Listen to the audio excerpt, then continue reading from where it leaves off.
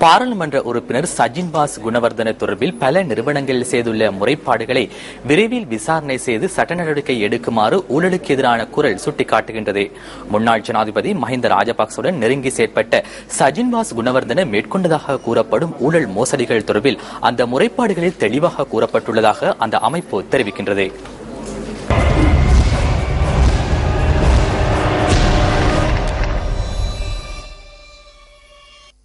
கடந்த அரசாங்கத்தின் போது ஆரம்பிக்கப்பட்ட மிஹின் லங்கா விமான நிறுவனத்தின் நிறைவேற்ற அதிகாரியாக நியமிக்கப்பட்ட சஜின் வாஸ் குணவர்தன 2008 ஆண்டு அந்த நிறுவனம் நட்டமடைந்த நிலையில் அதிலிருந்து நீங்கிக் கொண்டார். மிஹின் லங்கா நிறுவனத்திலிருந்து அவர் நீங்கிக் கொண்டதன் பின்னர் 2009 ஆண்டு சஜின் வாஸ் குணவர்தன தனியார் விமான நிறுவனம் ஒன்றை ஆரம்பித்தார். அந்த நிறுவனத்தின் உத்தியோகபூர்வ இணையதளத்தின் தரவுகளுக்கு அமைய உள்ளக விமான சேவைக்காக பெல் 412, ராபின்சன் 66 மற்றும் ராபின்சன்ஸ் 44 ஆகிய 3 ஹெலிகாப்டர்களை பயன்படுத்தியுள்ளனர். அத்துடன் இலகு விமானம் ஒன்றையும் மேலும் சில விமானங்களையும் சஜின் வாஸ் குணவர்தன தனது தனியார் நிறுவனத்தில் பயன்படுத்தியுள்ளார். அத்துடன் விமான சேவை பயிற்சி பாடசாலை ஒன்றையும் சஜின் வாஸ் குணவர்தன நடத்தி சென்றுள்ளார். இந்த விமான நிறுவனம் விமான சேவைக்காக அரசாங்கத்திற்கு செலுத்த வேண்டிய எந்த கொடுப்பனவையும் செலுத்தவில்லை என ஊழலுக்கு எதிராக குரல் அமைப்பு அண்மையில் லஞ்ச மற்றும் ஊழல் விசாரணை ஆணைக்குழுவில் முறைப்பாடு செய்திருந்தது.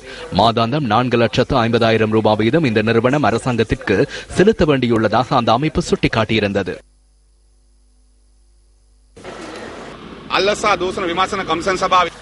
நாட்டில் இடம்பெற்ற மிக மோசமான ஒரு திருட்டுச் சம்பவம் தொடர்பில் முறைப்பாடு செய்வதற்காகவே நாம் இன்று லஞ்சம் மற்றும் ஊழல் விசாரணை ஆணைக்குழுவுக்கு வந்துள்ளோம். 2009 ஆண்டு விமான நிறுவனம் ஒன்றை ஆரம்பித்து ஹெலிகாப்டர்களையும் விமானங்களையும் கொள்வனவு செய்து அவர் ஒரு தனவந்தராக மாறியுள்ளார்.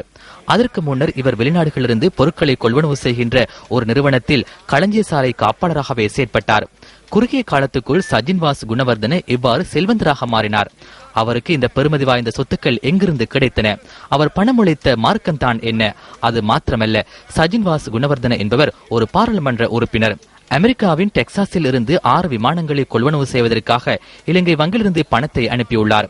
அத்துடன் எமது நாட்டின் அப்பாவி 120 மாணவர்களை விமானிகளுக்கான அனுமதி பத்திரத்தை வழங்குவதாக கூறி ஒரு பயிற்சி கல்லூரி நடாத்தி சென்று பிள்ளைகளின் பெற்றோர்களை ஏமாற்றியுள்ளார். கிட்டத்தட்ட 13 லட்சத்துக்கும் அதிகமான பணத்தை ஒருவரிடமிருந்து பெற்றுக் கொண்டுள்ளார். இவ்வாறு பாரிய ஊழல் மோசடியில் ஈடுபட்டு பெற்றோர்களின் பணத்தை இல்லாமல் செய்துள்ளார். தற்போது பெற்றோர்களுக்கு பணமும் இல்லை, விமானிகளுக்கான அனுமதி பத்திரமும் இல்லை. எனவே இது குறித்து விரைவில் விசாரணைகளை நடாத்துங்கள்.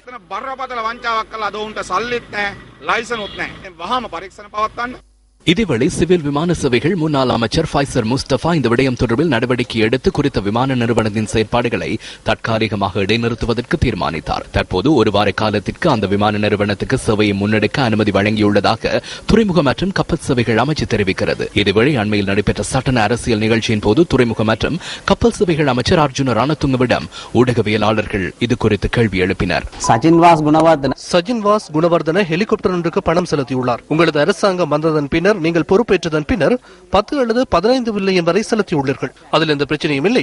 இந்த நிதி எங்கிருந்து வருகின்றது என்று இறைவனை திணைக்களம் கூட கேட்பதில்லை. பாராளுமன்ற உறுப்பினர் 44,000 சம்பளம் பெறுகின்றார். ஆனால் கடந்த வாரம் வந்து 10 மில்லியன் செலுத்துகின்றார். இது எவ்வாறு?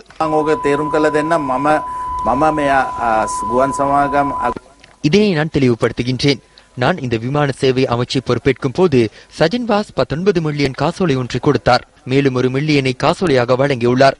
27 மில்லியன் எமக்கு வழங்கப்பட வேண்டும். මුදලා එතකොට අපිට ඒ මුදල අපි ඒ චෙක් එක අපි දැම්මේ නැත්නම් අපි පස්සේ මම ගිහිල්ලා ඒ චෙක් එක අපි බැංකුවට දාලා ඒක දැන් චෙක් එක අපි ඒ මුදල් ලබා ගත්තා. එතකොට මිල කීයද? එතකොට මුළු මිලියන 20ක විතර මුදලක් තියෙනවා. ඒ එතම දුන්නා චෙක් එකේ. ඔව් චෙක් එක දැන් චෙක් එක තියෙනවා අපි ළඟ. එතකොට දැන් අපිට තියෙනවා මේ எம்மிடம் காசோலை உள்ளது. உரிய நிறுவனங்களுக்கு இவை ஒப்படைக்கப்பட வேண்டும். சஜின் வாஸை என்னால் சிறையிட முடியாது.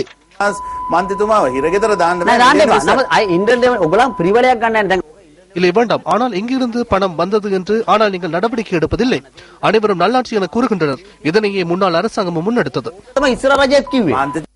இதேவேளை சஜின் வாஸ் குணவர்தனவிடமிருந்து வருமான வரியை திரட்டிக் கொள்வதற்கான ஆரம்ப கட்ட நடவடிக்கைகள் எடுக்கப்பட்டுள்ளதாக உள்நாட்டு இறைவரி திணைக்கள ஆணையாளர் நாயகம் தெரிவித்தார்.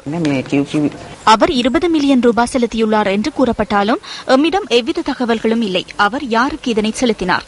அது தொடர்பிலான ஆவணங்களை நாம் ஆராய்ந்து வருகின்றோம். சில விடயங்கள் தொடர்பில் நம்மிடம் ஆவணங்கள் இல்லை. அத்துடன் கொடுக்கல் வாங்கல்கள் தொடர்பிலான சில விண்ணப்பங்கள் விநியோகிக்கப்படவில்லை. நாம் அது குறித்து தற்போது ஆராய்கின்றோம். எனவே இதற்கு அவர்கள் பதில் வழங்க வேண்டும். சாதாரணமாக ஒரு கடிதத்திற்கு 14 நாட்களுக்குள் பதில் வழங்க வேண்டும். ஆகவே அவர் இது குறித்து வழங்கும் பிரதிபலிப்புகளை அடிப்படையாக வைத்து தண்டனை வழங்கவும் முடியும், வழக்கு தாக்கல் செய்யவும் முடியும், வங்கி கணக்குகளை முற்றுகையிட முடியும். அதற்கான சலுகைகள் சட்டங்களில் வழங்கப்பட்டுள்ளன. அதேபோன்று வெளிநாடு செல்வதனையும் தடை செய்ய முடியும்.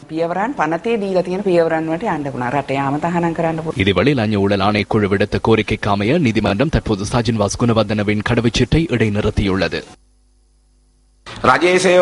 அரசாங்க ஊழியர் ஒருவர் 25,000 ரூபாவுக்கு அதிக ஊழலோடு தொடர்பட்டிருந்தால் அவரை 6 மாதங்களுக்கு சிறையில் அடைக்கின்றனர். எனினும் சஜின் வாஸ் குணவர்தனவுக்கு என்ன நடந்துள்ளது?